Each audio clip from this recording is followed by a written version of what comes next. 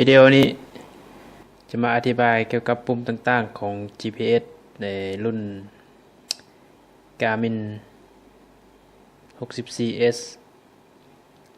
ซึ่งปุ่มต่างๆก็จะมีปุ่ม in out แล้วก็ปุ่มเลื่อนซ้ายเลื่อนขวาซ้ายขวาเลื่อนขึ้นเลื่อนลงแล้วนอกจากปุ่มพวกนี้ก็จะมี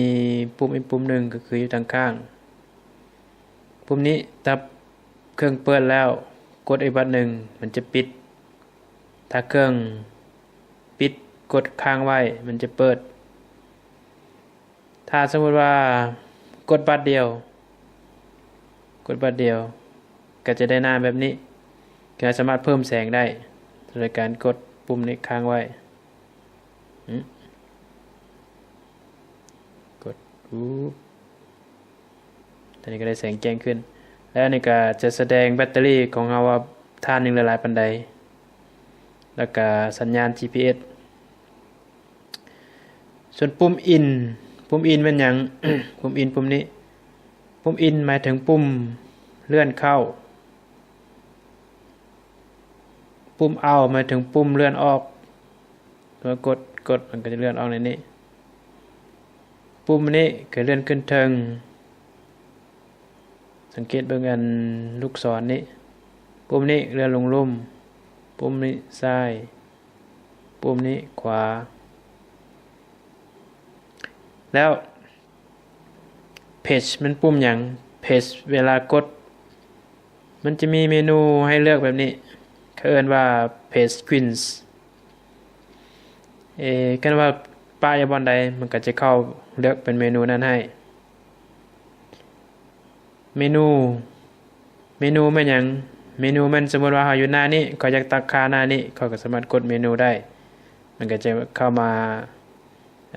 หน้าตั้งค่าของเพจตัวนี้ quiet หมายถึงปุ่มกลับ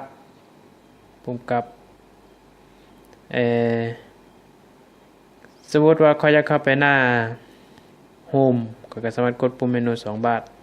นี่กับหน้าตั้งค่าหน้า home แบบนี้และปุ่ม enter เป็นอย่างปุ่ม enter หมายถึงปุ่มตกลงสมมติเขาจะเข้าตั้งอยู่ในบน setup นี้เขาจะเข้าไปเบิ่งsetup นี้เขาก็สามารถกดปุ่มตกลงได้ตกลงแล้วก็กลับได้กดปุ่ม quiet มันกลับปุ่ม mark mark หมายถึงบันทึกจุดที่เราอยู่ปัจจุบันนี้สมมติว่าเดี๋ยวนี้เขาอยู่จุดนี้เขาอยาก mark เขาก็สามารถ mark เข้ามาหน้านี้ซึ่งรายละเอียดจะอธิบายในวิดีโอต่อไปเกี่ยวกับการ mark หลังจากค่อย mark ปุ่มเมื่อกี้นี้ไว้แล้วค่อยจะค้นหาสามารถกดเข้าไฟล์แล้วกด enter แล้วกด resend ไฟล์ก็จะเห็นการบ่เห็นก็กดกลับบันนึงให้เลื่อนเข้ามาหาตัว waypoint ให้เข้ามา waypoint แล้วก็ enter